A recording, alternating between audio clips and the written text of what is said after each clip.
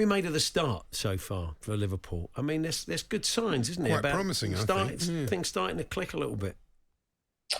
Yeah, I mean, I think when you saw the fixture list and you saw Liverpool's first 4 fixtures, you thought, we're all the same, aren't we? We all think, what would we take from them and get to that first international break? And you're thinking, well, if you had maybe, 8 points or, 7 wouldn't be the end of the world, couple of wins and a draw, and, you might lose one of them, you're playing Newcastle away, Chelsea away, but to come out with 10 points and, think of the actual football they played sitting against Aston Villa, who've had some good performances, and also how they won at Newcastle, it feels like a really, brilliant start for Liverpool. And I think it's just give everyone their energy back and buzz, because last season was so tough, but we all know that we've had it so good for so long, but you just want to get back to winning most weeks and just get that feeling and, that you're on the way somewhere. And it does feel like almost the start of a new team, or Klopp 2, Liverpool fans are calling it almost, that team sort of finished last season, and a few new players in, and on probably over the next 12 months you'll see it almost a completely different team,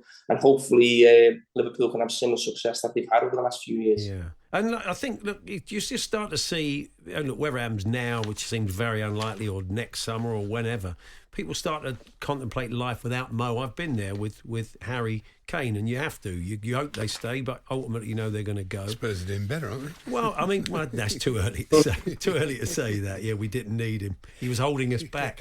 But it's interesting, Jay, isn't it, that around Salah, you do start to imagine a life without him, how things might work out. Oh, of course, because before what his contract will be up, it's less than 2 years now the season started, and he would be able to go on a free. I think the feeling amongst most Liverpool supporters is that we've maybe gone for one more season, and that rather than let him go now at the start of a new season with no chance of actually bringing someone in right away, and the fact Liverpool have started well gives you hope that there's a really good chance they make the top 4. Could they really challenge City like they have done in the past? That's still big question mark. But I think for all parties, it almost feels right next summer, where Liverpool, you'd think, would still get a substantial transfer fee. Liverpool would have Salah this season and give them a great opportunity for success.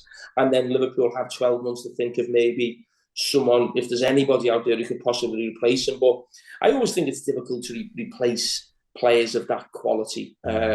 I think what you've got to try and do is almost think, well, how can we improve, not just in that position, but can those funds improve us in different areas as well? So Liverpool have still got areas they can improve on, but I think it'd be very difficult to get another Mo Salah right away. But, great players come, great players go, and you've got to move on.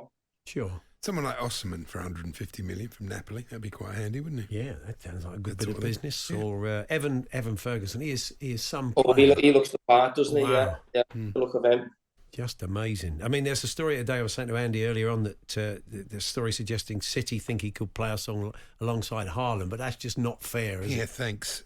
No, that's the cheat code, isn't it? Yeah. We've had a question come in from Stuart in Wigan. Could you ask Jamie about his lad James? I know he's just signed a new deal, and he's very excited about seeing him play. So he'll be playing alongside Charlie Hughes, who is destined to be an England centre-back and in the Premier League very soon.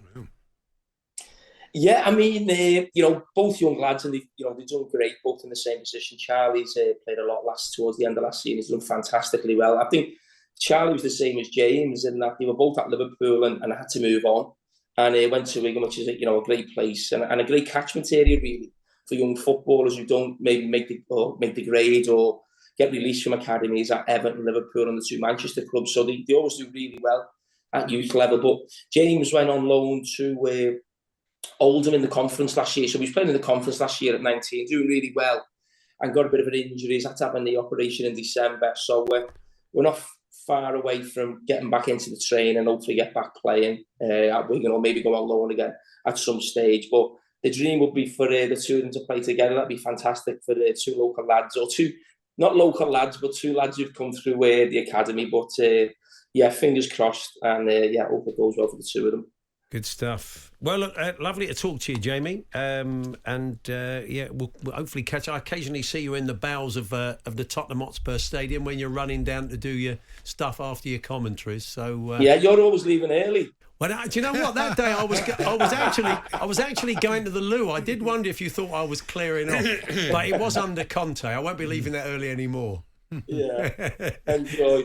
Paul Hawksbee and Andy Jacobs, Monday to Friday afternoons 1 till 4 on AM, on DAB, via the talkSPORT app and on your smart speaker. talkSPORT.